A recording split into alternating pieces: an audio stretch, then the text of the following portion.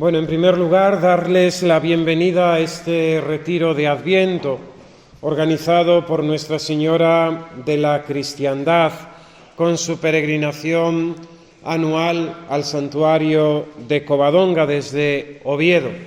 Y ha sido la segunda peregrinación este verano, y Dios mediante, pues el próximo verano haremos la tercera, con estas convocatorias a lo largo del año para avivar nuestra fe, para fortalecer nuestra esperanza, para acrecentar nuestra caridad. Estos retiros y otros encuentros que ya hicimos el año pasado tienen este fin: mantener vivo pues ese espíritu de Covadonga, de reconquista espiritual, sabiendo que la primera reconquista tiene que empezar por nosotros mismos. Tenemos que volver a conquistar nuestro corazón para Cristo nuestro Señor, y solamente así podremos conquistar nuestra querida patria España, y que, como en otra hora, en la antigüedad, en el descubrimiento y evangelización de América, también desde España puede haber una reevangelización, una nueva evangelización de la cristiandad del mundo. Es pues a lo mejor muy utópico, ¿verdad?, ante el panorama que vivimos a nuestro alrededor de una sociedad totalmente, ya no solamente anticristiana, sino una sociedad totalmente neopagana. Han vuelto nuevamente a los ídolos de la Roma y de la Grecia de los tiempos del Señor. Y en medio de ese ambiente que nos toca vivir y esta sociedad que nos ha tocado, pues podemos caer en ese pesimismo de decir, ¿qué vamos a hacer nosotros, no? Vamos a ir tirando, vamos a ir existiendo, vamos hasta que nos llegue la muerte, sin ninguna mayor ilusión, ¿no? Pero Nuestra Señora de la Cristiandad, esta peregrinación de Covadonga, creo que ha sido una gracia para nuestra patria España, para toda la gente que de algún modo pues está vinculada a la liturgia tradicional, para levantar nuevamente un ánimo y un espíritu fuerte para reconquistar, ¿no? Como Pelayo tuvo que hacerlo, ¿verdad?, pues siendo un pequeño grupo, ¿verdad?, para reconquistar toda la tierra española de la mano de los moros, pues también nosotros, siendo pocos, hemos también de tener ese espíritu de reconquista espiritual y animados siempre, ¿no?, porque la victoria no es nuestra, la victoria es del Señor. Por eso afianzarnos en el Señor, ponernos en el Señor, acrecentar nuestra vida de unión con Él, será ganar la victoria, será asegurar esa victoria final de Jesucristo, que es el vencedor. Él ya ha vencido, Él ya ha vencido. Y aunque pensemos que esto es un derrotismo total ante la actualidad de un mundo que se ha construido nuevamente como Babel en contra de Dios, la victoria es de Jesucristo. Y nada pasa sin que la providencia lo consienta o lo permita para un bien mayor, pero siempre seguros de que la victoria es del Señor, pues el crucificado ya ha vencido a la muerte y ha vencido a Satanás en el monte Calvario. Y nosotros lo que tenemos que hacer es agarrarnos a esa cruz, ponernos bajo ese santo leño, cargar con nuestra cruz bajo nuestro Divino Maestro a conquistar las almas. A lo mejor alguna batalla puede ser que parece que perdamos, ¿no? Y incluso en nuestro ámbito personal tantas batallas que perdemos, ¿no?, con nuestras miserias y con nuestros pecados. Pero ¿qué nos da la fuerza? ¿Qué nos da la esperanza? Que la victoria está asegurada, la victoria es de Cristo. Bien, pues nada, animaros, felicitaros por venir al retiro, en medio de este frío que hace pues en todas partes, pero aquí en Ávila pues también nos va a sacudir este fin de semana bastante el frío. Ofrezcámoslo también un poquito por penitencia, ¿verdad?, que no nos viene nada mal por nosotros y por tantos hombres y mujeres pues pecadores que viven alejados de Dios, pues también lo vamos a ofrecer todo para el bien de las almas en esa comunión de los santos. Y en ese espíritu de recogimiento que vamos a vivir estos días, ¿no? Son unos días para vivir recogidos en silencio, en oración, aprovechando todo, Los momentos de plática, que serán los menos placenteros por lo pesado que soy, pero después los momentos de liturgia, los momentos de oración personal, la Santa Misa, por supuesto, ese momento de la comunión, la acción de gracias, todo ello ha de ayudarnos a interiorizar y a ser, pues eso, hombres de vida interior. No eso, zascandiles, ¿no? Y falabaratos, que se dice en mi tierra, Galicia, ¿no? Sino hombres interiores, ¿no? Hombres de vida interior. Hablar lo justo en estos días para no caer en la tentación y para no hacer caer en la tentación a los demás. Bien, pues nada, vamos a dar comienzo con la primera plática de este Adviento, y va a girar todo en torno a dos sermones de San Bernardo de Claraval, que, como saben ustedes, pues fue un gran conquistador de almas, ¿no? En Francia, las mujeres, cuando se enteraban de que iba Bernardo a reclutar hombres para el convento y para la cruzada, ¿no?, escondían a sus maridos y a sus hijos, ¿no? Que viene Bernardo, ¿no? Porque pues tenía ese don de gentes, esa elocuencia para conquistar y para convencer, ¿no?, a las almas, para entregarse a Dios y a empresas grandes, ¿no? Bueno, pues nos vamos a servir de dos sermones del santo para meditar en estos días. San Bernardo tiene dos sermones de Adviento, particularmente, que habla de las venidas intermedias del Señor. Sabemos bien que es el Adviento, ¿no? Recordamos, por un lado, aquella primera venida del Señor, que celebraremos con los misterios de la Natividad, el 25 de diciembre, y todas esas fiestas en torno a la Navidad. Y la segunda venida del Señor, que se nos recuerda con el juicio final, verdad de fe que profesamos en el credo. Creemos que aquel que se ha sentado a la derecha del Padre ha de venir a juzgar a vivos y muertos. Dos venidas del Señor claras, manifiestas, fundamentadas en la Sagrada Escritura. La primera ya ha acontecido, la segunda está por acontecer. No sabemos si será nuestra generación o no aquella que le tocan. No suelo ser muy apocalíptico, pero las cosas van apuntando, ¿verdad? Los signos, ¿no? Los astros del cielo, las estrellas, pues todo va apuntando un poco a que esto va en desenlace, ¿no? Cuando Dios quiera, nosotros hemos de estar preparados, bien dispuestos y preparados siempre, ¿no? Pero no lo sabemos. No sabemos si nos tocará a nosotros o será dentro de 500 años. Es siempre una incertidumbre, ¿no? Un misterio que Dios ha querido reservar para sí y sobre todo para nuestro propio bien, para mantenernos vivos, despiertos, vigilantes. Esto en la primera comunidad cristiana estaba muy presente.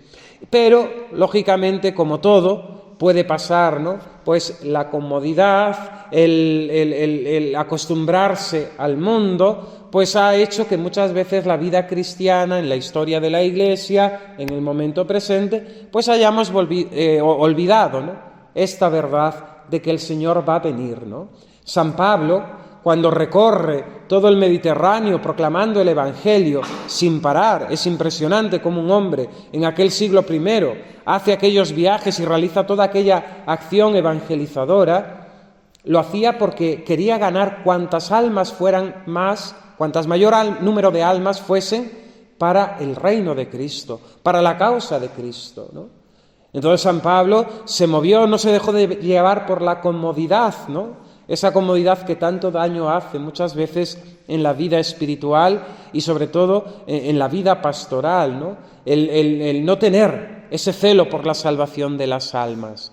San Pablo recorrió el Mediterráneo entero, ganó para Cristo muchas almas, ¿no? O un San Francisco Javier. Si San Francisco Javier se va a la India y se va a la China y se va al Japón, no es porque tuviese la curiosidad de viajar. Hoy todos tenemos pues mucha curiosidad por viajar, los viajes están muy baratos, los vuelos, y hay esa moda, la nueva religión es viajar, ¿no? Y si no viajas y dices que no te gusta viajar, parece que eres un ente extraño, pero la gente quiere viajar, quiere conocer, ¿no? Esa curiosidad. San Francisco Javier no tenía esa inquietud de curiosidad que tiene parte buena, con esto no estoy criticando a nadie porque viaje, no me vayan a entender mal, ¿no? Me parece muy bien que se viaje, pero no en Semana Santa, no en Navidad. Esas son fechas para estar en la parroquia, en la familia y donde hay que estar, que es muy cerca del sagrario, ¿no? Pero, sin duda alguna, San Francisco Javier viaja allá porque quiere ganar almas para Cristo. Cuando los misioneros españoles de todas las órdenes religiosas se van para América, y se van para América sabiendo que se mueren allí, que aquí no vuelven, ¿por qué lo hacen? Por el reino de los cielos, por ganar almas para Cristo, ¿no? Para salvar cuantas más almas mejor. Y esa era la conciencia de los santos y esa es la conciencia de nuestros mayores. Hoy está adormecido todo esto, hoy está todo aletargado, porque estamos atontados, estamos medio atontados, ¿no? Y acomodados a este mundo, ¿no? A este mundo. Bien, esa venida primera ya aconteció. ¿De qué nos sirve el recuerdo? Lógicamente, pues la celebración es estupenda de la Navidad, ¿no? Pero es algo del pasado, ¿no? Recordarlo nos hace bien, pero queda en el pasado. La venida del futuro es incierta y se nos escapa. No sabemos si nos tocará, ¿no? Pero hay una realidad, y es la realidad del Adviento de hoy, del Adviento cotidiano, en el que Cristo viene a nosotros. A mí me gusta decir que nuestro Dios es el Dios del Adviento continuo. No lo digo yo, es una frase del Papa Benedicto XVI, ¿no? Nuestra religión cristiana es la religión del Adviento constante. Porque el Dios cristiano es el Dios que se acerca a los hombres. Desde el primer momento, cuando creó a nuestros primeros padres, Dios podía haber creado el mundo y podía haberse olvidado de él, sin tener cuenta con los hombres. ¿Qué se le perdía a Dios, siendo Dios infinito, inconmensurable, omnipotente, omnisciente, un Dios infinito? ¿Qué se le perdía con una pobre criatura, que era el hombre? Y en cambio, bellamente, nos dice el texto del Génesis, que Dios, a la hora de la brisa, salió al jardín para pasear con el hombre. Dios, desde que crea al hombre, quiere que lo crea y lo hace a su imagen y semejanza, porque quiere entrar en comunión con él, quiere entrar en relación con él. Ese deseo, esa voluntad divina se ve frustrada por la desobediencia de nuestros primeros padres, Adán y Eva, que le dicen no a Dios. No queremos ser dependientes, no queremos ser tus criaturas, queremos ser dioses, señores de nuestra propia vida, mi libertad, yo soy el Dios de mi propia vida. Esa es la actitud de Adán y de Eva, y esa es la actitud de todo hombre, en definitiva de todos nosotros, cuando faltamos a los mandamientos del Señor, cuando pecamos mortalmente. Es decirle al Señor, Señor, yo no quiero depender de ti, yo no quiero ser tu criatura, yo quiero ser el Dios de mi propia vida. Yo quiero ser el que decida, el que haga y el que tome pues las opciones libremente por mi propio convencimiento de lo que quiero hacer, de lo que no quiero hacer, etcétera, ¿no? Bien, y ante esa historia y ante ese no del hombre, ante ese rechazo de Adán y Eva, ¿Dios qué hace? Me gusta decirlo también. Dios podría habernos fulminado, así con un rayo, y haber hecho desaparecer todo. Porque Dios no tiene necesidad ni de los hombres ni de la creación misma. Es algo misterioso que a nosotros se nos escapa, ¿no? Porque nosotros somos seres necesitados, ¿no? Necesitados de afecto, necesitados de muchas cosas, ¿no? Pero Dios no tiene necesidades. Y Dios no necesitaba al hombre, ni necesitaba la creación, ni necesitaba nada de este lío que ha montado. Pero Dios no nos fulmina, no deja el mundo a su derrotero, ¿no?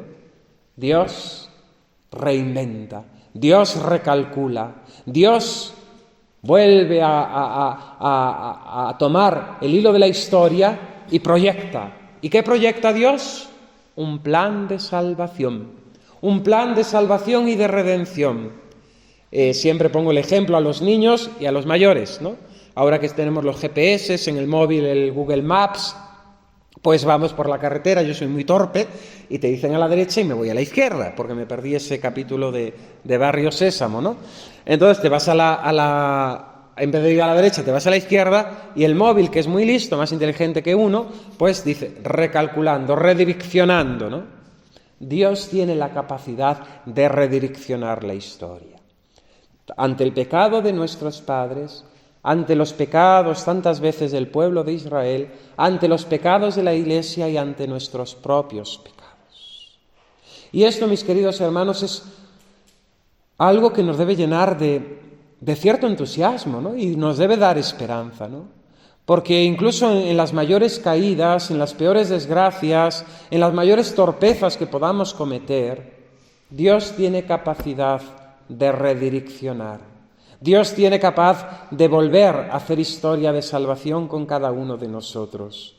Y eso es grandioso cuando lo experimentamos, sobre todo en el sacramento del perdón, ¿no? De ese Dios que es Padre, como ese padre de la parábola del hijo pródigo, que ante aquel hijo que había derrochado la hacienda, que había llegado hasta lo más bajo, ¿no? Criando cerdos, que para un judío es lo peor, ese padre recibe a ese hijo, no reprocha y nuevamente lo admite en su casa como hijo, nuevamente le da su dignidad y nuevamente hace historia de amor con él, ¿no? Esto es grandioso, ¿no? Esto es grandioso. Hay que anunciar, lógicamente, y hay que afirmar la justicia de Dios, y que de Dios nadie se ríe, y que el pecado no es una broma. Pero, mis queridos hermanos, lo que es grandioso, lo que es maravilloso, es que Dios es amor, que Dios es misericordia, y que Dios nos da miles, cientos, infinitas oportunidades para volver a Él. Y todo porque nos ama. Bien, todo esto era para contaros que Dios es Adviento, es decir, Dios quiere entrar en relación con nosotros, Dios quiere entrar en amistad con el hombre, no con fulanito, no con menganito, no conmigo o contigo, sino con cada uno de nosotros, con cada uno de los hombres que vienen a este mundo, el más santo o el más pecador, el más guapo o el más feo, el más alto o el más bajo, el más blanquito de piel o el más negrito. Dios con cada uno de los hombres quiere hacer una historia de amor. Y eso es grandioso. Y eso es algo que sale de nuestra forma de entender y de comprender las cosas. Que Dios sea tan grande, de que Dios sea tan maravilloso, de que Dios sea tan Padre, ¿no? Tan Padre, que quiere a cada uno de sus hijos y a cada uno los conoce por su nombre. Dios te conoce por su nombre. Y antes de que tú le llames Padre, Él te llama Hijo. Y esto, pues pensarlo, meditarlo, es fuente de esperanza, es fuente de alegría, es fuente de querer corresponder a ese amor de Dios. Bien, estoy desvariando y vámonos a lo de San Bernardo, que es lo más importante. Entonces tenemos esa primera venida, la del nacimiento del Hijo de Dios, su segunda venida, la parusía se llama así, la segunda venida del Señor, y la venida intermedia, que le llama San Bernardo. A mí me gusta ponerlo en plural, las venidas intermedias del Señor. Y estas, dice el santo, son a través de su gracia, y muy particularmente a través de los sacramentos, y entre ellos el de la penitencia y de la Eucaristía. Bien, vamos a leer a San Bernardo. Conocemos 3 venidas del Señor. Además de la primera y de la última, hay una venida intermedia.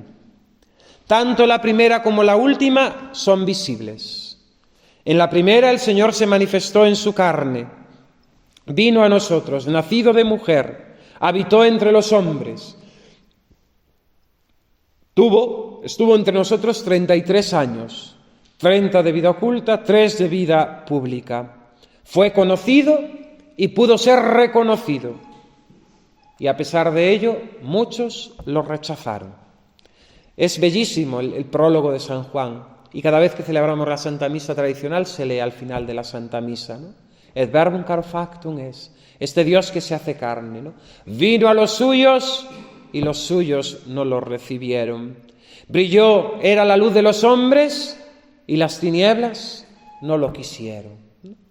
En la primera el Señor se expuso a que unos lo acogieran mediante la fe, la Virgen Santísima, San José, el anciano Simeón y la profetisa Ana, los pastores de Belén, los magos de Oriente, aquellas gentes buenas del Evangelio, pero el Señor también se expuso en la humillación de nuestra naturaleza humana a ser rechazado, tanto que afrontó la pasión, condenado a muerte en la cruz, insultado, blasfemado, injuriado, roto, ¿no? Totalmente roto, ¿no? En la cruz. La primera venida. En la segunda venida el Señor vendrá también manifiestamente. Pero ojo, en la segunda venida el Señor vendrá en gloria y majestad, y todos lo verán. En la primera venida vino el Señor velado en la humanidad.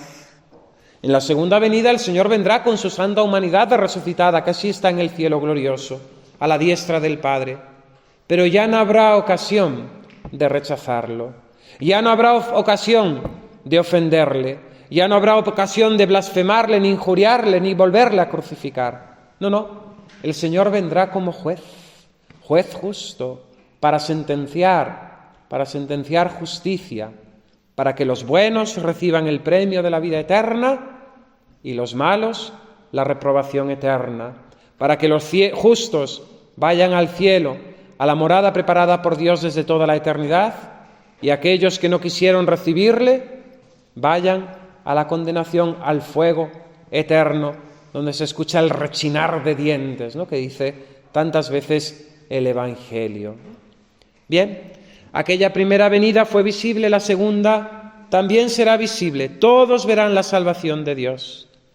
Pero la venida intermedia es oculta. La venida intermedia entre la primera y la segunda es una venida oculta, nos dice el santo. Solamente la ven los elegidos. Y la ven en sí mismos y gracias a la gracia que de Dios reciben. Entonces la venida intermedia del Señor es para los elegidos, que la pueden ver por Dios que les concede esa gracia y por la acción de Dios en nosotros. Me atrevo a apostillar ahí a San Bernardo, También otros pueden ver esta venida intermedia. ¿Por qué? Porque nosotros podemos ver la obra de Dios en nuestros hermanos. Es maravilloso, ¿verdad? Después de este coronavirus, ¿cuánta gente se ha acercado nuevamente a la Iglesia? ¿Cuántas historias hermosas de conversión, de gente joven que vivía a otra cosa y llegó esto? Que si lo inventaron, que si no lo inventaron, que si vino del murciélago, de los chinos, no sabemos. Pero Dios se vale incluso de lo malo para hacer historia de salvación, ¿no? ¿Cuántas historias de conversión a lo largo de 2000 años de Iglesia, ¿no? ¿Cuántas historias personales nuestras, ¿no? Podemos ver la obra de Dios, su venida intermedia en nosotros y también en la santidad de nuestros prójimos. Fulanito, menganito, que eran de tal manera que vivían de aquella forma de que no se acordaban de... Han vuelto, están cambiando, han mejorado. Bien. En la primera, el Señor vino revestido de nuestra debilidad, de nuestra naturaleza, de nuestra carne. En la segunda, el Señor vendrá en el esplendor de su gloria. Ahora, en esta venida intermedia, dice San Bernardo, el Señor viene espiritualmente, manifestando la fuerza de su gracia. Por tanto, esta venida intermedia es una venida oculta y una venida espiritual del Señor, que por ser espiritual no deja de ser cierta, ni verdadera, ni real. El Señor viene. Esta venida intermedia es como un camino que nos conduce de la primera a la última. En la primera venida Cristo fue nuestra redención. Nació por nosotros y para morir por nosotros en la cruz. En la segunda, el Señor se manifestará como nuestra vida. Los justos recibirán la vida eterna, la resurrección de su carne, de sus cuerpos y la gloria definitiva en Dios nuestro Señor. En la última, Cristo se nos manifestará como nuestra vida. Ahora, en esta venida intermedia, el Señor se nos manifiesta como nuestro descanso y nuestro consuelo. Bien, este es el sermón quinto de San Bernardo sobre el Adviento. Y hay otro trocito más que vamos a leer sobre esta venida intermedia. Dice San Bernardo: 3 advientos suyos de Cristo, pues conocemos 3 advientos de Cristo. Uno a los hombres, otro en los hombres y otro contra los hombres. A todos los hombres, a la verdad sin diferencia alguna, pero no así en todos o contra todos. Mas por cuanto el primero y el tercero como manifiestos son bastante conocidos, se trata del nacimiento del Señor en la carne y su venida al final de los tiempos. Acerca del segundo, que es oculto y espiritual, escucha al mismo Señor que lo dice: el que me aguarda, el que me ama, guardará mis palabras, y mi Padre lo amará, y vendremos a él, y haremos en él nuestra mansión. Ahí, en esa cita del apóstol San Juan, capítulo 14, versículo 23, justifica, teológicamente vamos a decir, San Bernardo, esta venida intermedia del Señor, que es oculta, que es espiritual. Viene a los hombres en su nacimiento, a todos los hombres. Gloria in excelsis Deo et in terra pax hominibus bone voluntatis. Gloria a Dios en el cielo, cantan los ángeles en la noche de Navidad, y paz a los hombres de buena voluntad. Viene la paz, viene Cristo nuestro Señor y viene por todos los hombres. Se hace hombre por todos y por todos morirá en la cruz. En la última venida, el Señor vendrá contra los hombres. ¿Por qué? Porque vendrá a juzgarnos. Entonces vendrá como juez. En la primera vino como Salvador y Redentor, en la segunda viene como juez. Y en esta intermedia el Señor viene espiritualmente y dice: el que me ama guardará mis palabras, y mi Padre lo amará, y vendremos a él y haremos en él nuestra morada. En esta segunda el Señor viene en los hombres. Es decir, Dios que se hace morada en nuestra alma, Dios que habita por su gracia en nosotros, el don de la inhabitación trinitaria, tan desconocido y que tampoco nos preocupa a nosotros los cristianos de a pie, el don de la inhabitación de la Santísima Trinidad en el alma que está en gracia. Bienaventurado aquel en quien haces mansión, Señor Jesús. Bienaventurado aquel en quien la sabiduría edifica su casa, labrada de 7 columnas. Bienaventurada el alma que es asiento de la sabiduría. ¿Quién es esta? El alma del justo. ¿A dónde viene el Señor?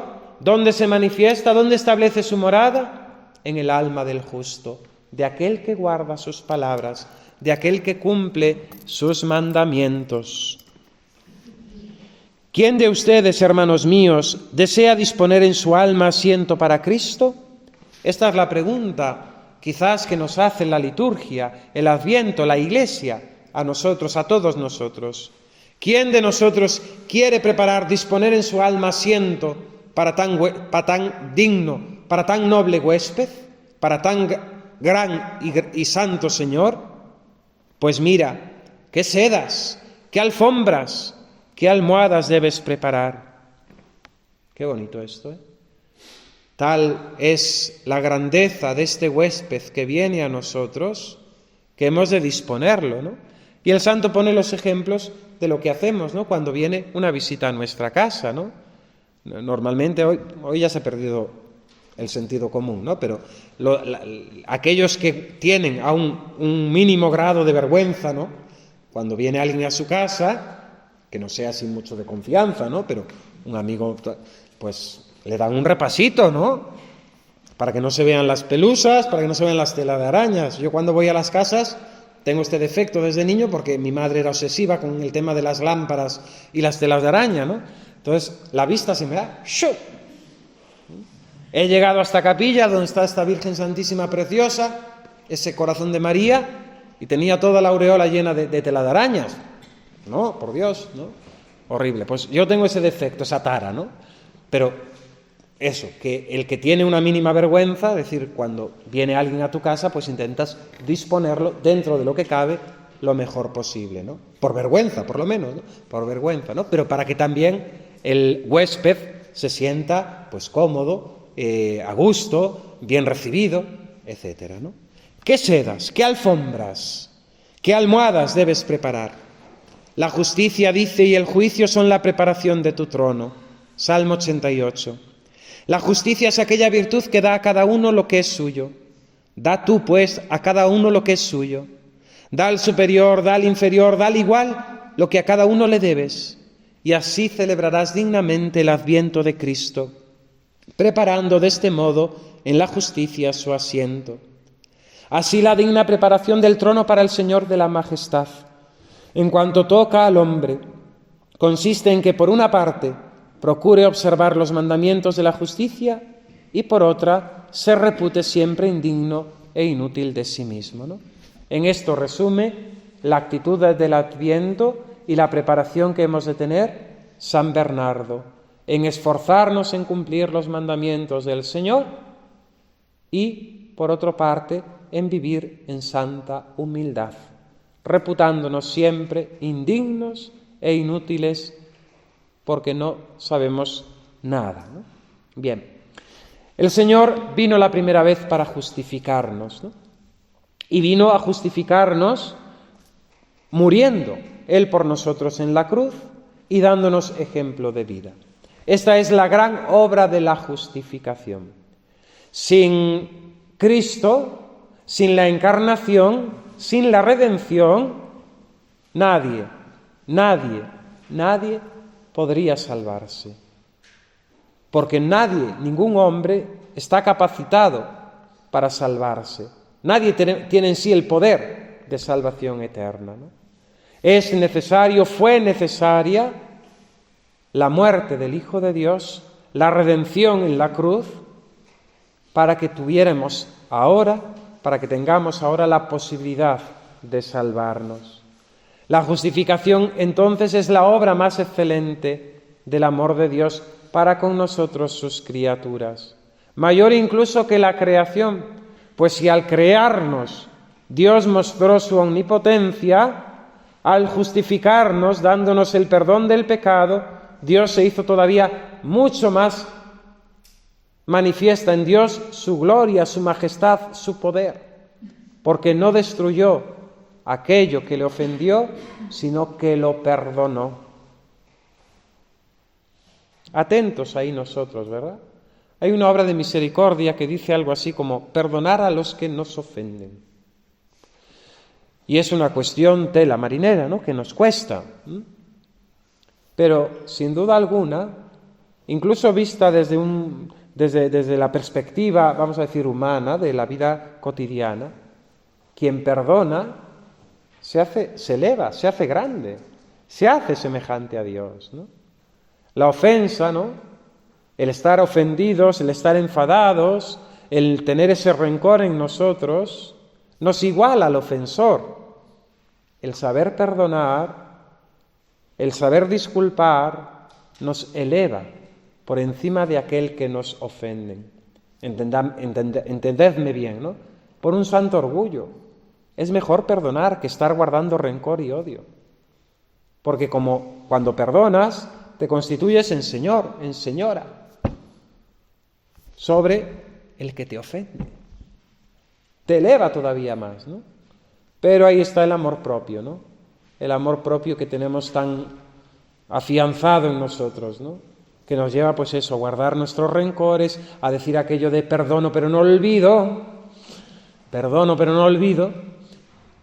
perdonando como Dios perdona, nos crecemos, nos elevamos, en definitiva nos divinizamos, porque nos hacemos semejantes a Dios. Fijaos qué bien lo enseñó el Señor en el Padre Nuestro, ¿no? Perdona nuestras ofensas como también nosotros perdonamos. Si queremos adquirir el perdón de Dios, hemos de perdonar también nosotros a nuestros hermanos. No 70 veces 7, sino siempre, ¿no? Siempre, para ser semejantes a Dios.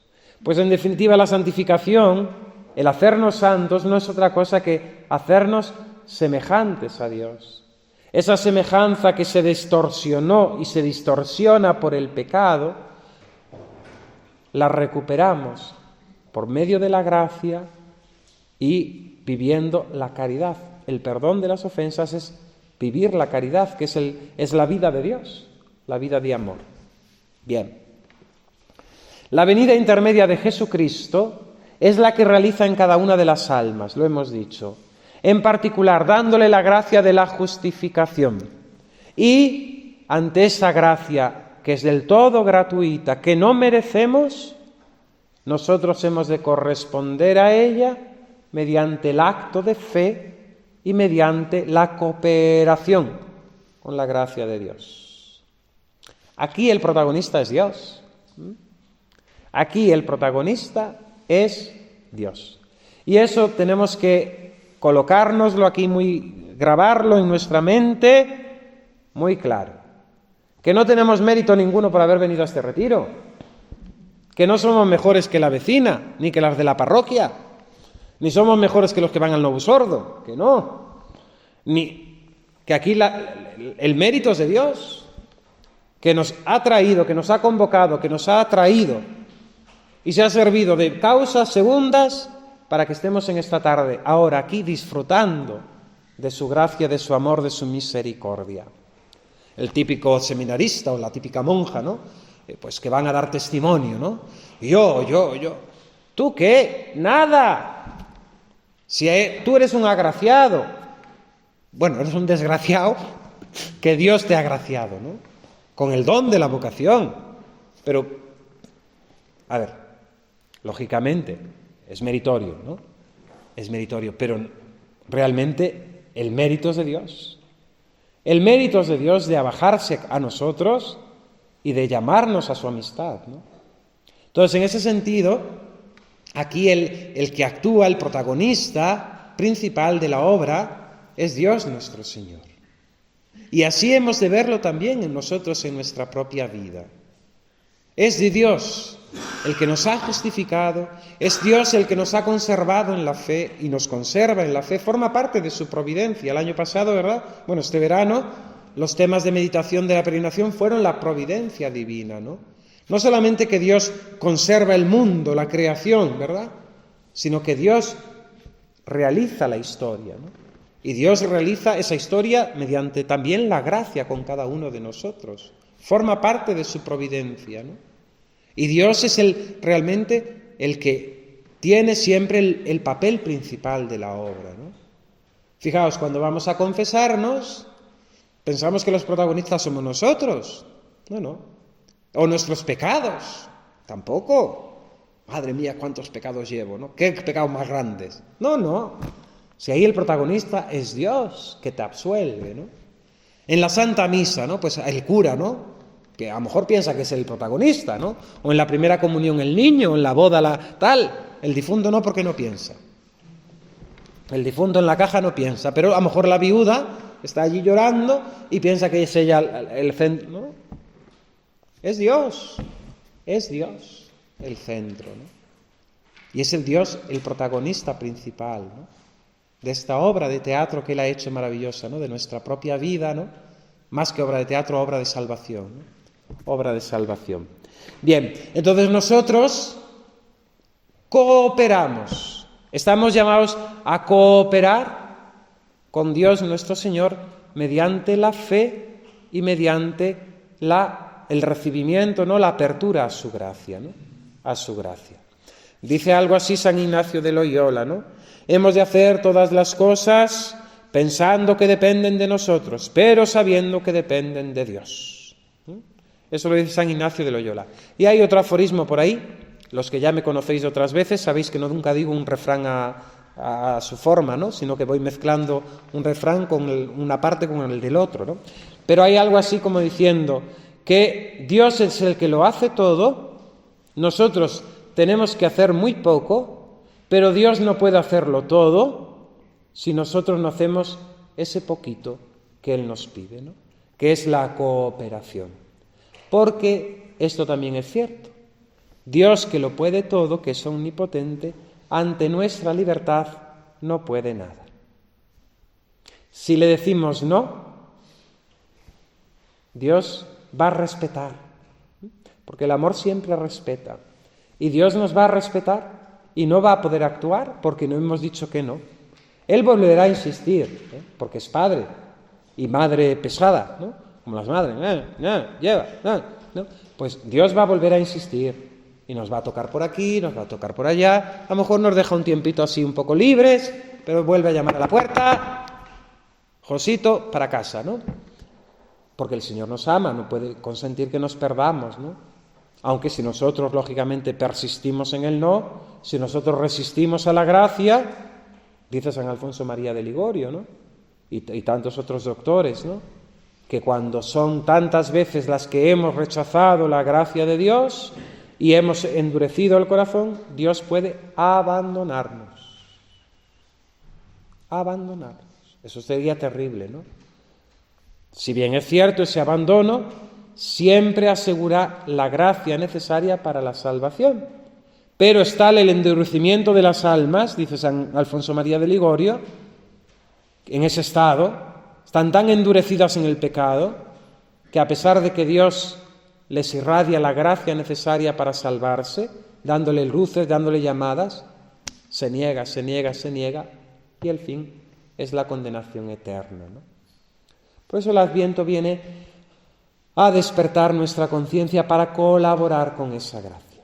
Bien, colaboramos con la gracia de Dios a través de la fe, el acto de fe y la cooperación con la gracia. Y es la segunda parte de esta plática que vamos a estar ya terminando para dejar el tiempo para la Santa Misa, ¿no? Mediante la fe respondemos al Dios que se revela. He dicho que el Dios cristiano es el Dios que sale al encuentro del hombre. La historia de salvación es historia de revelación. Dios se muestra a Abraham, Dios se muestra a Isaac y a Jacob, Dios se revela a Moisés y le da una misión. Y así a lo largo de la historia de la salvación, Dios se manifiesta. Y al final, dice la carta a los Hebreos, Dios habló de muchos modos y muchas veces a nuestros padres en el pasado. Ahora, en esta etapa final, nos ha hablado por medio del Hijo. Dios nos ha hablado por medio de Jesucristo, nuestro Señor. Ya no es un profeta, ya no es un patriarca ni un rey de Israel. Es su mismo Hijo, es su mismo verbo, su misma palabra que se encarna, que toma nuestra naturaleza y nos habla con palabras que podemos entender. Dios lo ha dicho todo en Jesucristo, exclama San Juan de la Cruz. En Él nos lo ha dicho todo y ya no tiene nada más que decir. No hay por tanto que estar esperando ninguna revelación. Hoy también, dada la situación que vivimos en la Iglesia, en esta crisis profunda del magisterio, de la situación actual, pues hay muchas personas de buena fe que se van, detrás de ciertas revelaciones, de ciertas profecías, que hay que tener cuidado. Siempre las ha habido, es cierto, siempre las ha habido, pero hay que tener mucha prudencia para no dejarnos engañar. Si la misma Santa Teresa de Jesús, cuando nuestro Señor se le manifestaba, tenía miedo de que fuese el demonio y cogía agua bendita y le echaba, porque tenía miedo, Santa Teresa de Jesús, ninguno de nosotros somos Santa Teresa de Jesús, no le llegamos, como dice mi arzobispo, ni a la altura del betún, ¿no? No le llegamos a la altura de la suela del zapato, ¿no? No le llegamos a la altura del betún, ¿no? Entonces, Santa Teresa tenía temor de ser engañada por el diablo. Y hoy, ¿cuántos católicos? Muchas veces de nuestro ámbito, del ámbito de la tradición, muchas veces personas que se han convertido a la fe recientemente, andan merodeando por ciertos ambientes que si bien muy peligrosos, ¿no? Muy peligrosos. El otro día me llamaba una persona y me decía, padre, he vuelto a la iglesia, ¿no? Porque llevaba unos meses que estaba cayendo casi en el sedevacantismo, pues muy desesperanzado de todo, tal. Yo quiero estar en la iglesia, ¿no? Yo quiero estar en la iglesia. Y me alegré mucho por esta persona porque la conocí hace años, convertida, muy eufórica, como son los neoconversos siempre, con esa fuerza y esa vitalidad, ¿no? Que a veces los cristianos viejos pues no tenemos. Pero claro, muchas veces sin una formación, sin un criterio, sin una capacidad de juicio que lleva a tomar decisiones erróneas, extremistas, que no son buenas. Y con esto no estoy justificando la tibieza, ¿no? Sino lo peligroso que es muchas veces dejarnos llevar por el juicio propio, no tener una capacidad de discernimiento. Y esto totalmente lo digo porque en la revelación pública lo tenemos todo. Si yo no creo en una revelación privada, no peco. Si yo no acepto, pues no acepto. Si en particular yo no tengo devoción a las revelaciones del Sagrado Corazón de Santa Margarita, o si yo no tengo la devoción a las revelaciones de Nuestra Señora en Fátima, no estoy pecando, porque yo estoy obligado ¿a qué? A dar consentimiento, asentimiento de fe a la revelación pública, a aquello que la Iglesia enseña, que Dios ha dicho y que la Iglesia enseña, a los dogmas de la fe. Yo estoy obligado a eso. Me hace gracia porque a veces escuchas, no, es que nosotros hacemos el ayuno que pidió la Virgen en no sé dónde, ¿no? Y después, pues eso, no van a misa el domingo. Y dices, oye, esto no cuadra, ¿no? No tiene coherencia. Habrá un precepto de la Madre Iglesia que habrá que cumplir y lo otro es vamos a decir, algo privado, algo que tú puedes hacer de buena fe, pero que lógicamente lo que dice la Iglesia en sus mandatos, en sus mandamientos, tiene una obligación moral para el creyente que no lo tiene una revelación privada, ¿eh? Por mucho que le queramos dar importancia. Es decir, las revelaciones del Señor a Santa Margarita no superan la revelación del Evangelio. Es decir, cuando se estudia la devoción al Sagrado Corazón, se ve perfectamente que, sí, con Santa Margarita es como la explosión, pero esa devoción al Sagrado Corazón ya latía desde el primer momento, ¿no? Desde que el Evangelio nos dice que fue traspasado ese costado y ese corazón fue abierto por la lanza, desde ahí, desde ese mismo momento, hay devoción al Sagrado Corazón de Jesús. Que no le llamamos así, ¿eh? Ni pintaban a lo mejor en los primeros siglos al Sagrado Corazón con el corazón fuera, como lo vio Santa Margarita, de acuerdo, pero hay textos de San Agustín, del mismo San Bernardo, sobre la devoción al corazón de Jesús, preciosos, ¿no? Preciosos. Entonces, esa distinción entre revelación pública y revelación privada es muy necesaria, ¿no? Y después, dentro de las revelaciones privadas, la prudencia necesaria que hemos de tener con aquellas que la Iglesia ya ha aprobado y con aquellas que la Iglesia todavía no ha emitido un juicio. Y aquellas que la Iglesia ha rechazado, pues hay que tener cierta precaución. Que sí, que estamos viviendo un momento complicado, que todo está muy revuelto, que los obispos alemanes quieren ordenar mujer, lo sabemos. Pero prudencia. Eso es muy necesario, ¿eh? Es muy necesario si no queremos andar como ovejas descarriadas y a veces dejarnos engañar. Santa Teresa, las apariciones, les echaba agua bendita porque no sabía si eran el demonio o si eran el Señor. Y era Santa Teresa. Bien, la fe. Con la fe respondemos a la gracia del Señor. Es una virtud teologal, por tanto infusa por Dios en nuestra alma, pero requiere por nuestra parte una actuación, una revelación.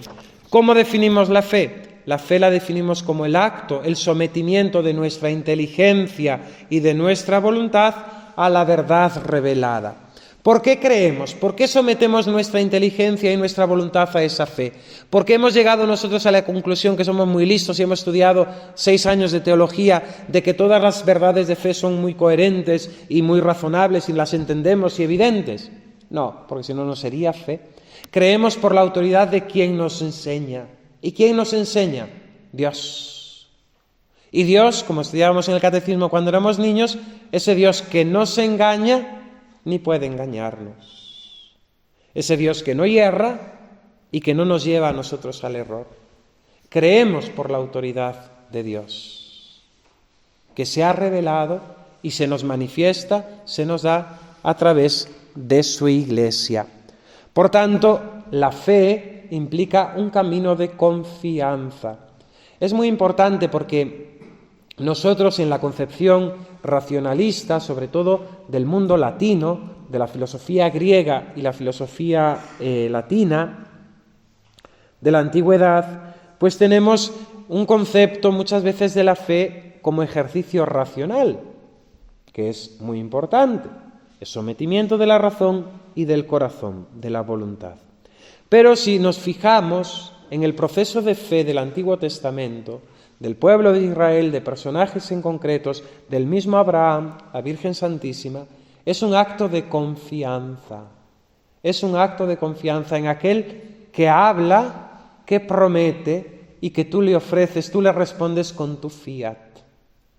Cuando Dios nuestro Señor se revela a Abraham y le ofrece dos cosas que él ansiaba como todo hombre, que era tener un descendiente, y ya era viejo, y una tierra, y era errante, era nómada, pues lógicamente a Abraham se le llena, ¿no?, su espíritu ante la promesa que ese Señor, que esa voz le manifiesta, ¿no? Y comienza un camino de confianza, de fe, en aquel que le ha prometido una descendencia más numerosa que las estrellas del cielo y que las arenas del mar, de la playa, y una tierra que emana leche y miel. Y fijaos qué dificultad pasa a Abraham, ¿verdad? Porque él mismo ve que aquello que no se cumple y hace pues la atrapallada aquella con la criada, ¿no? Y en vez de dejar que Dios actúe, actúa él, ¿no? Y en vez de tener un hijo con su mujer, lo tiene con la criada, ¿no? Pero no era el hijo de la promesa. Y Dios le exige después renunciar a él, echarlo fuera, ¿no? Porque Sara también estaba celosa, ¿no? Pero Dios cumple su obra, ¿no? Incluso ante la incredulidad de Sara, ¿no?, cuando le visitan los 3 ángeles y Sara se ríe, ¿no?, ante la promesa, y en cambio la promesa se realiza, ¿no?, y la tierra que Dios les da, ¿no? Decía esto porque en el Antiguo Testamento y en el Nuevo Testamento, ¿no?, se ve cómo la fe es un acto de confianza. Por un lado, nosotros tenemos que asumir unas verdades que hemos aprendido desde niños, que nos han sido predicadas, que la Iglesia cree y profesa, que están resumidas, compendiadas en el credo. El credo es el resumen de la fe católica. Pero esa fe debe ser, vamos a decir, vivida, asentida como un acto personal, no como un simple raciocinio de aprender unas cosas y saberlas, sino como algo que hemos experimentado con nuestra propia vida de fe, de abandono, de confianza en Dios nuestro Señor. Y es ahí donde entramos tantas veces en conflicto, ¿no? Porque pues empieza el yo no siento, yo no veo, yo no escucho. Ese es el camino de confianza. El yo no veo, el yo no escucho, yo no siento, me parece que Dios no está, Dios me ha abandonado, como Dios, si me quiere, permite esto en mi vida. Y ahí comienza, y ahí hemos de vivir el camino de confianza, ¿no? El camino de confianza y de abandono, de que Dios es Padre y no quiere nada malo para mí. Bien, nosotros colaboramos con esta justificación que Dios realiza en nosotros mediante la fe. Un don gratuito de Dios que nadie merece, recibimos gratuitamente de Dios, Él nos lo da porque quiere, por libre voluntad suya, no porque tenga necesidad de dárnoslo. Un acto verdaderamente humano porque exige nuestra libertad, nuestro sí, nuestra cooperación. Una fe que es cierta, porque su certeza no radica en la racionalidad nuestra, sino en que Dios se ha revelado y se nos ha mostrado, y una fe que está en continuo crecimiento, ¿no? Es hermosísima una de las oraciones de los domingos del tiempo después de Pentecostés, que pide al Señor: aumenta en nosotros la fe, la esperanza y la caridad. Porque la fe se puede perder. El otro día estaba dándole clase a unas religiosas de clausura Y estamos con el catecismo, y estamos por la fe, ¿no? Entonces, por tomarles un poco el pelo y chincharlas y despertarlas, porque la hora es muy mala, son las 4 de la tarde, y para todos es una hora de caer en el sueño, ¿no? Entonces les preguntaba, ¿se puede perder la fe? Te miraban así un poco, que no sabían qué responder, que sí, que sí, no, ¿no? Algunas dijeron que sí, otras dijeron que no. Se puede perder la fe. Se puede perder la fe. Leyendo el otro día no sé quién, decía que Dios a los sacerdotes, cuando se acostumbran o viven en pecado mortal permanentemente, Dios los castiga haciéndoles perder la fe. Son palabras fuertes, ¿eh? Ahora mismo no sé qué santo era, pero por el tono puede ser San Alfonso María de Ligorio, ¿no? Pero es cierto. Y se ve.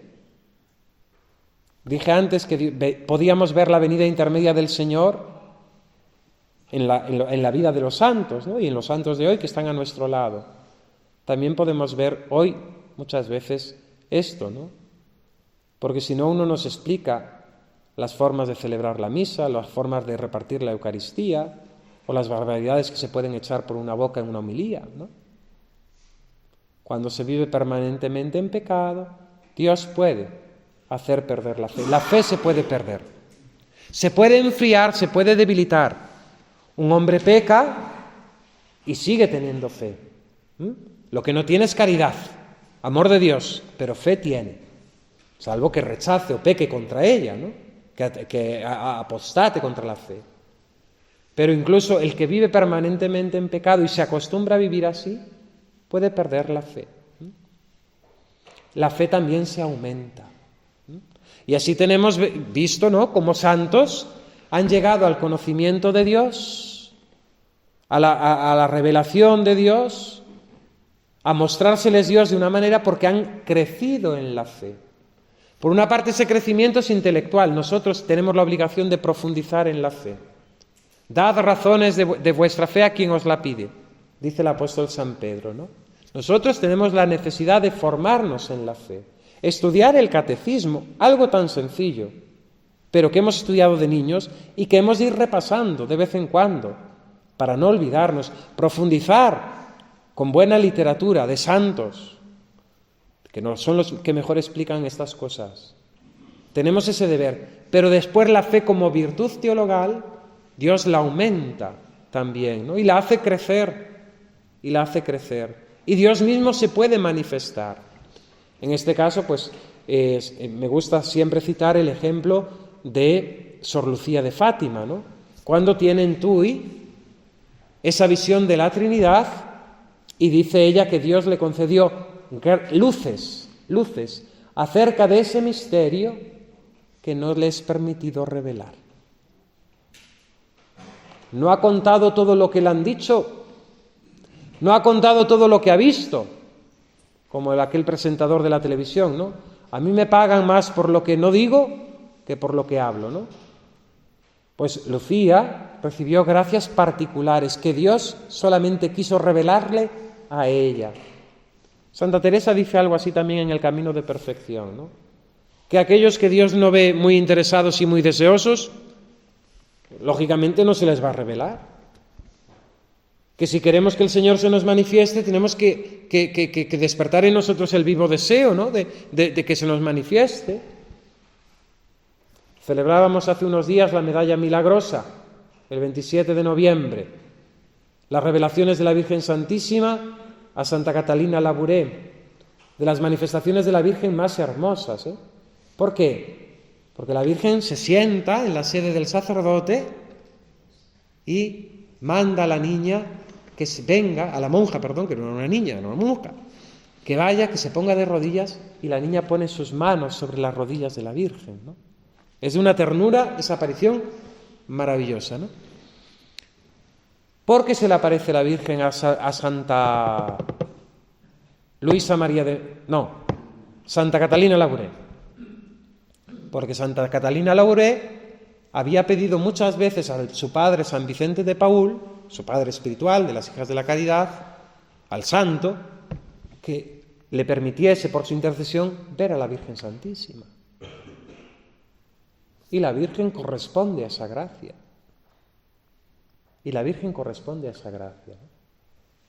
Dios no se muestra a aquellos que no le muestran deseos de que le aman. ¿Para qué?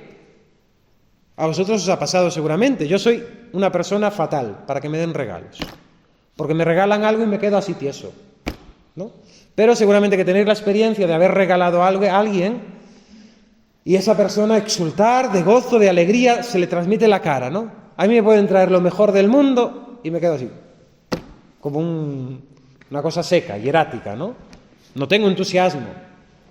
Pero cuando hay personas, ¿no?, que le regalas un nada y se ponen como locas de contentas, ¿no?, de alegría, ¿no? El otro día a un niño le regalamos una imagencita de su santo y le regalamos una imagen de Jesús, ¿no? Aquel niño, la cara era de un ángel, ¿no? Al ver el niño Jesús, exultó, resplandeció, ¿no? Claro, es decir, si Dios se nos va a manifestar y le vamos a poner así, bueno, ya está.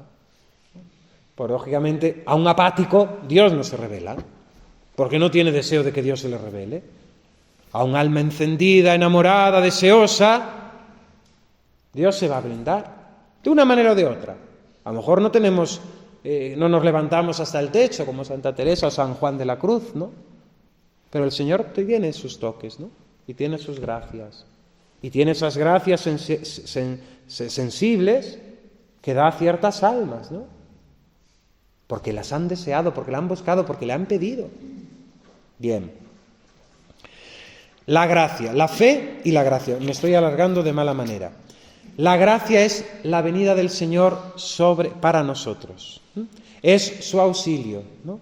Es el don interno sobrenatural que Dios nos da sin merecimiento ninguno nuestro, por los méritos de Jesucristo, para la vida eterna.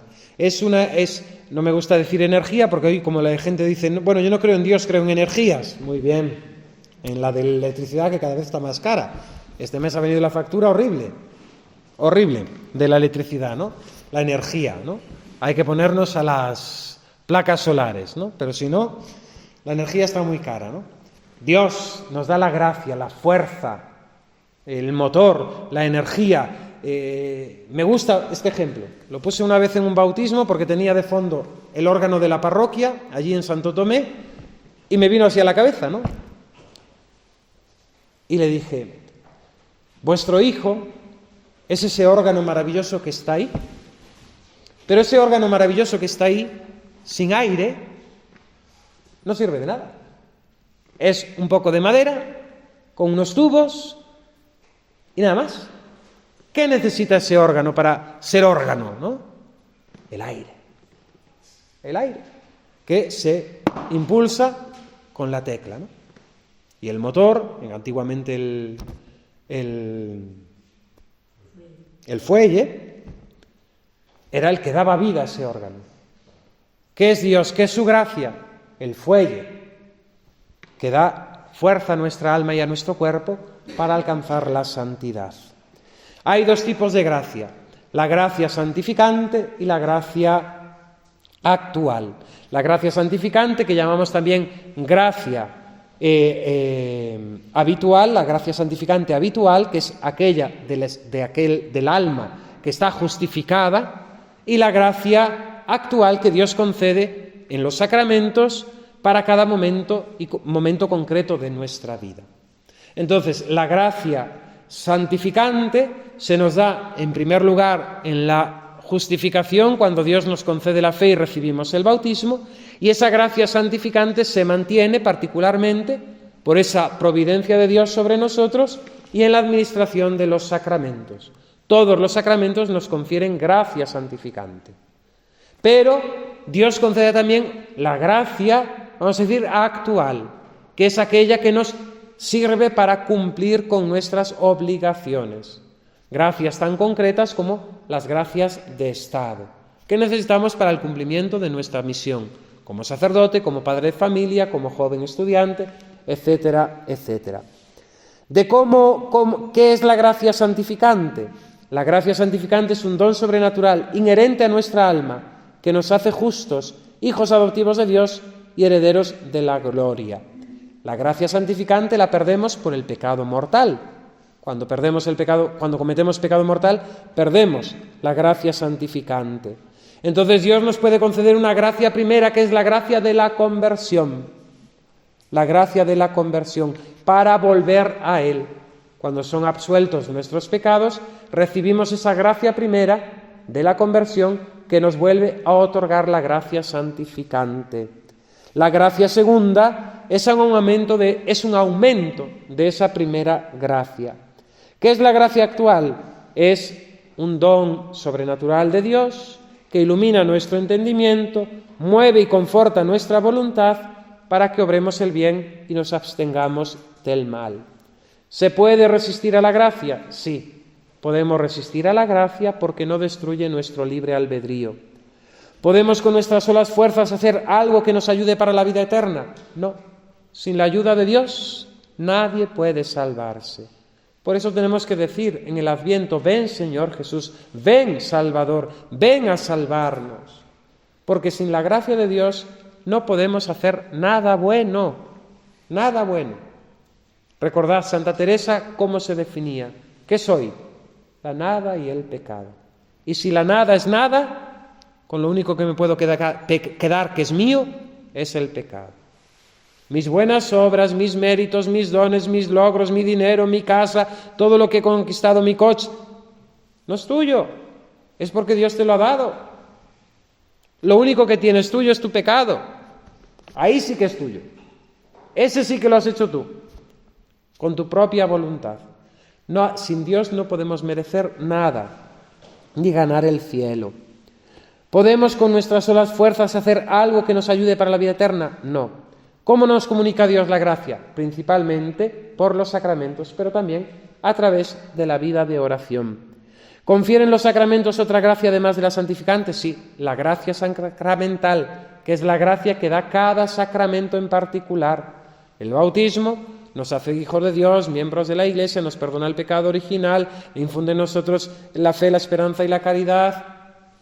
El sacramento de la Eucaristía nos da al mismo autor de la gracia, que es Jesucristo en su cuerpo y en su alma, teniendo eso unos efectos en nosotros. La gracia sacramental de la penitencia nos perdona el pecado. La de la confirmación nos conforta, nos fortalece con los dones del Espíritu Santo para la lucha cristiana, ¿no? Y el testimonio de fe. Bien, ¿los sacramentos dan siempre la gracia? Sí, dan siempre la gracia, salvo que no haya disposición de recibirla. Los sacramentos obran ex opere operato. Da igual la santidad del sacerdote, pero sí que depende la disposición del fiel cristiano. Por eso, comulgar en pecado mortal es, aparte de un sacrilegio, un pecado que nos lleva a la condenación eterna, porque aquel que se nos ha dado como pan de vida se convierte en nosotros como pan de muerte, porque no nos otorga la vida, sino que en ese sentido aumenta nuestro pecado y nos lleva a la condenación, aparte del sacrilegio que cometemos. Es un poco, está reflejado esto, el efecto de la gracia de los sacramentos en la serpiente de Egipto, ¿no? Cuando el pueblo de Israel sale, hay aquella plaga de serpientes en medio del desierto y le muerden a los israelitas y mueren, ¿no? Y Dios le pide a Moisés, le dice a Moisés que construya una serpiente de bronce para que se convierta en vida, ¿no? O lo mismo que las codornices, ¿no? Las codornices, que la primera vez que caen refuerzan al pueblo de Israel, pero la segunda vez que caen del cielo, cuando el pueblo protesta porque está harto del maná y quiere carne, aquellas codornices son razón para que muchos mueran, ¿no? Porque eran esas aves, al venir del sur de África, venían envenenadas, ¿no? Su propia carne, y no eran comestibles, ¿no? Es muy curioso, ¿no? Ese mismo alimento caído del cielo, para unos es justificación, para otros reprobación. Perdón, es que si no lo digo todo, no me voy tranquilo. Para la meditación personal, primera venida. ¿Cuánto valemos si somos a los ojos de Dios? Agradecimiento, autoestima, amor al prójimo, esperanza, ánimo, lo que hemos meditado. Venida intermedia, pensar, meditar, considerar cómo Dios está obrando en mi vida, cómo ha obrado, cómo está obrando, qué es lo que Dios espera de mí cómo Dios quiere hacer esta historia de salvación, qué mediaciones ha utilizado, qué momentos. Recordar las obras de Dios. Qué bonito es esto. Es un salmo, ¿no? Recordad las obras de Dios. Qué bueno nos es recordar lo que Dios ha hecho en nosotros, ¿no? Alguna monja que he confesado, que estaba un poco en crisis, le dijo: hermana, cuando usted con 18 años le dijo sí al Señor, ¿le parecía que era mentira? No, ¿verdad? No, lo sentí con mucha fuerza. Pues recuerde eso. Viva de aquello, de aquel momento en que tuvo la certeza de que Dios la llamaba y que usted le dijo sí. Nosotros recordemos las certezas, las experiencias de Dios en nuestra propia vida, porque eso nos hace bien y nos fortalece en medio de nuestras luchas, de nuestras noches oscuras. Última venida. Hemos de preguntarnos, mis queridos hermanos, la liturgia nos invitaba este domingo con el Evangelio del fin del mundo, ¿no? Si viene el Señor, ¿cómo me encuentra? ¿Para qué lado voy a ir? Solo hay dos. O al cielo o al infierno. Pensémoslo, meditémoslo, hagamos examen. Tenía aquí un texto de Santa Teresa, pero ya no lo voy a leer.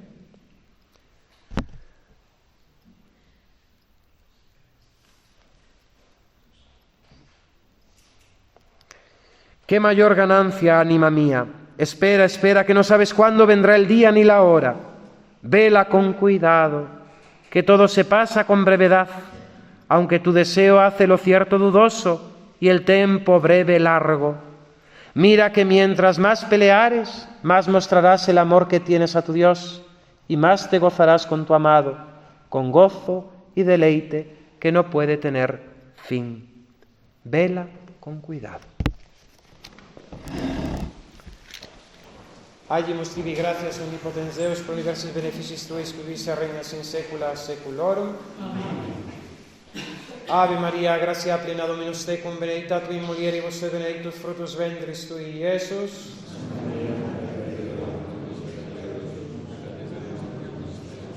Ave Maria purissima,